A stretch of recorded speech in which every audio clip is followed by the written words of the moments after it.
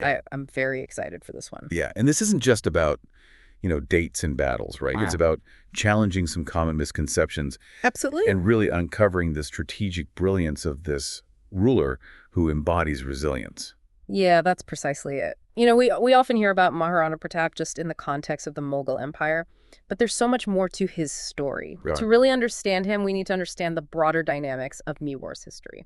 Yeah, and so let's rewind a bit. The source talks about this fascinating period of over 200 years, even before Maharana Pratap, Wow. where Mewar's relationship with the Mughals was anything but straightforward. Exactly. For Mhm. instance, you have Maharana Pratap's ancestor Rana Sanga, Right. who fiercely resisted Babur, the founder of the Mughal Empire. And then years later, you have Rani Karnavati, a queen of Mewar, Hmm. sending a Rakhi, a symbol of brotherly protection, to Humayun Babur's son, seeking an alliance against an invasion.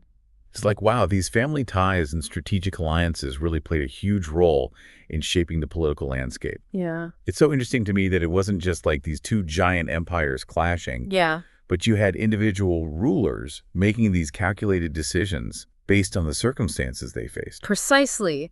Each ruler had to weigh the various factors at play Yeah. and choose a course of action that they believed would best serve their kingdom. And of course, the repercussions of those choices resonated for generations. Right. And that brings us to the reign of Uday Singh II, Maharana Pratap's father. The source mentions the Mughal capture of Chittorgarh in 1568. What significance did this event hold for Mewar? Chittorgarh wasn't just another fort, it was the heart of Mewar, a symbol of their power and independence. Its loss to the Mughals was a devastating blow, Oh. both strategically and symbolically. This event set the stage for Maharana Pratap's ascension to the throne in 1572. He inherited a kingdom reeling from this loss, Yeah. a kingdom facing a critical choice: submission or defiance. So he's got this monumental decision to make. Did he just immediately jump into war with the Mughals? Surprisingly, no. The source highlights that Maharana Pratap initially pursued diplomatic options, Okay. demonstrating his strategic foresight. Akbar, the Mughal emperor, offered peace treaties through various emissaries, such as Jalakhan Korchi, Raja Bhagwan Das, and Raja Toran Mal. And he just flat out rejected all of them. He didn't simply dismiss them. Instead, he carefully considered each offer, weighing the potential consequences. Right.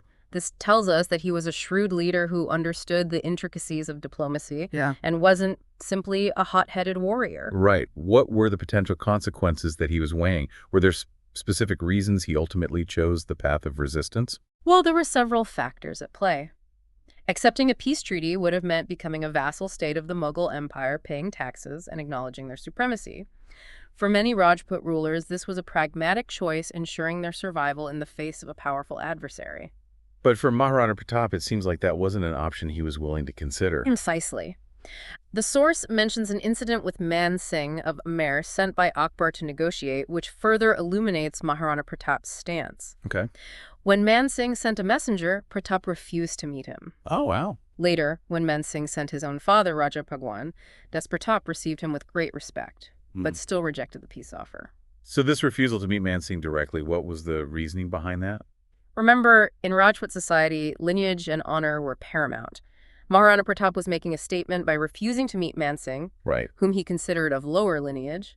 This was a calculated move, emphasizing his own sovereignty and unwillingness to be subservient to the Mughals. So this seemingly minor social etiquette issue had major political consequences. Absolutely. The insult, whether intended or not, added fuel to the fire and ultimately pushed the two sides closer to conflict.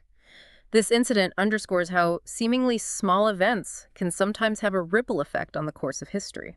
Yeah, really incredible how these little things can change everything. Oh, for sure. Absolutely. Yeah. So this clash of personalities and principles set the stage for war. But what I find remarkable is that even with this looming threat of conflict, Maharana Pratap didn't just focus on military strategy. You're absolutely right. The source reveals that he prioritized the safety of his people. He ordered a mass evacuation of civilians from key areas, Oh, wow. including Kumpalgarh, Kelwara, and surrounding villages. This wasn't just a strategic maneuver, it was an act of compassion and a testament to his responsibility as a ruler. Yeah, and it really shows that he was thinking long term, anticipating this prolonged and potentially devastating conflict. He wasn't just preparing for a single battle, he was planning for the survival of his kingdom and his people. Exactly. And this is where his strategic brilliance truly shines. He understood the importance of logistics, protecting his people, and utilizing the terrain to his advantage. Right. This brings us to the Battle of Haldighati, Yeah. a battle etched in history but often misunderstood. So paint a picture for us. What was the scene like at Haldighati? Okay, imagine this June 21st, 1576, the narrow mountainous Haldighati Pass becomes a stage for this clash of titans. The Mughal army, led by Man Singh, boasts superior numbers and firepower. Right. On the other side, Maharana Pratap's forces, though smaller, are fueled by their fierce determination and knowledge of the terrain. And the source does a great job of outlining the key players on both sides. Yeah. You have Hakim Khan Suri, a descendant of Sher Shah Suri, fighting alongside Maharana Pratap, and figures like Asaf Khan and, of course, Man Singh leading the Mughal forces. It's like a who's who of historical figures. And let's not forget the bill archers, a crucial component of Maharana Pratap's army. Their incredible accuracy and agility in the hilly terrain proved invaluable. Yeah, for sure. What's often overlooked is that these armies were not divided along religious lines. Right. The source makes it clear that both sides had soldiers of various faiths, Hindus, Muslims, and Jains, fighting together. This wasn't a religious war. It was a struggle for power, autonomy, and survival. That's such a crucial point. You know, history is rarely black and white. It's important to remember the complexities and avoid oversimplification. But let's dive into the battle itself. Were there any particular moments that turned the tide? Well, one standout moment is the initial Mughal mock attack intended to test the Marwar defenses. Okay. It failed, highlighting the resilience and preparedness of Maharana Pratap's forces. Then there's the clever tactic of a false retreat by the Marwar army, drawing Man Singh's forces deeper into the pass, setting a trap. It sounds like a high-stakes game of chess played out on a battlefield. Indeed. And of course, we can't forget the iconic clash between Maharana Pratap and Man Singh, both mounted atop their war elephants. The source goes into great detail about this confrontation. Picture this Maharana Pratap atop his elephant, almost taking down Man Singh himself. His loyal steed, Chetak, even reared up to reach the howdah, the elephant's carriage, allowing Pratap to strike. Though Man Singh survived, this moment has become legend. Wow. And then there's the incredible act of self-sacrifice by Jalaman, who donned Maharana Pratap's armor and helmet, allowing his leader to escape. Oh, wow. His actions bought precious time for Pratap to retreat. The source even hints at a possible twist, suggesting that Pratap's brother Shakti Singh Chindawat might have switched sides and aided his escape. It makes you wonder about the loyalties and motivations within the Rajput ranks. Yeah, absolutely. And while Chetak Pratap's horse didn't actually jump across the Banas River, as some legends claim, his courage in carrying his wounded master to safety is undeniable. This bond between a warrior and a steed adds another layer to the story. So the Mughals ultimately won the Battle of Haldighati. But as you mentioned earlier, it was a Pyrrhic victory. Maharana Pratap survived, and his spirit of resistance lived on. What happened next? Did he just fade into obscurity? Far from it. In fact, this is where Maharana Pratap's story becomes even more remarkable. He didn't simply accept defeat. He rallied his forces, adopted guerrilla warfare tactics, and continued to harass the Mughal troops. So he essentially refused to give up. Precisely. While the Mughals were busy with other campaigns, he used the opportunity to reclaim lost territories and rebuild his strength.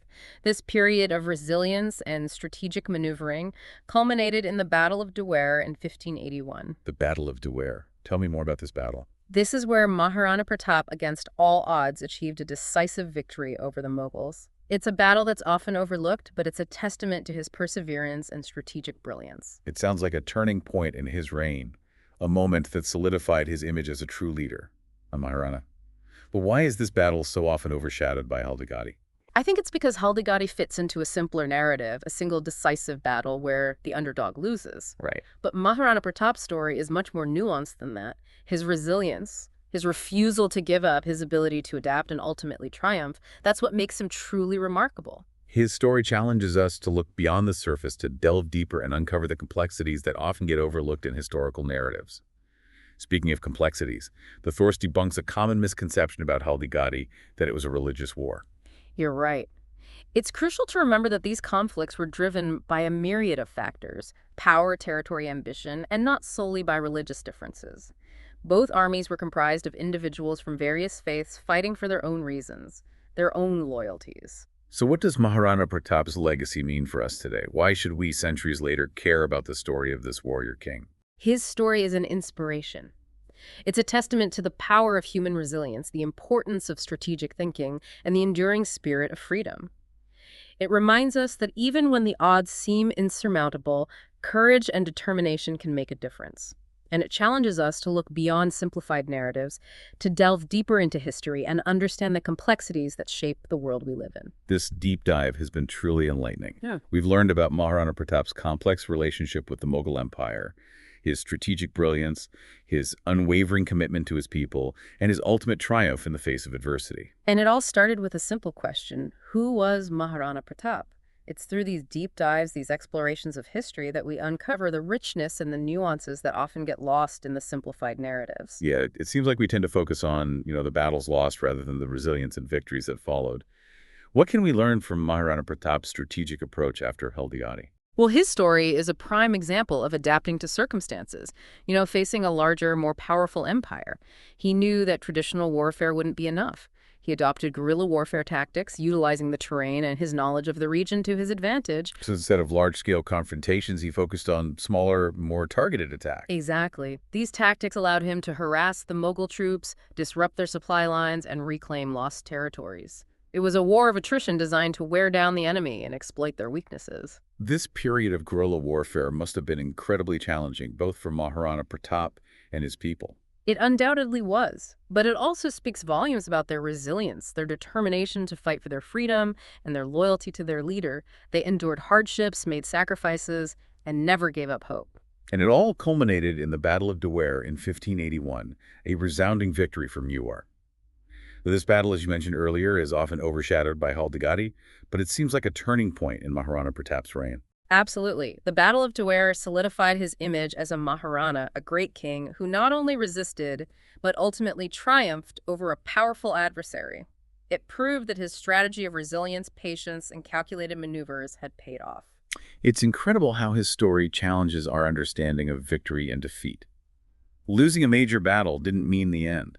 It fueled his determination and led to an even greater victory later on. His legacy extends far beyond the battlefield. He's remembered as a symbol of courage, resilience, and unwavering commitment to his people and his kingdom. He represents the spirit of fighting for what you believe in, even when the odds are stacked against you. So what can we in the 21st century take away from the life and legacy of Maharana Pratap? Well, his story teaches us valuable lessons about leadership strategy and the indomitable human spirit. It reminds us that challenges and setbacks are inevitable, but how we respond to them defines who we are. Maharana Pratap's resilience, his ability to adapt, his unwavering commitment to his ideals, these are qualities that resonate across time and inspire us to face our own battles with courage and determination. It's been a truly eye-opening deep dive. We've delved into the complexities of Maharana Pratap's relationship with the Mughal Empire, debunked misconceptions, and gained a deeper appreciation for his strategic brilliance and unwavering spirit. And we've learned that history is rarely a simple story of heroes and villains. It's a tapestry woven with threads of ambition, strategy, sacrifice, and resilience. Maharana Pratap's story is just one thread in that vast tapestry, but it's a thread that shines brightly, reminding us of the enduring power of the human spirit. We encourage you to continue exploring this fascinating period of history, to delve deeper into the lives and legacies of the individuals who shaped it. There's a world of knowledge waiting to be discovered, and each deep dive brings us closer to understanding the complexities of our shared past. Until next time, keep those minds curious and never stop exploring.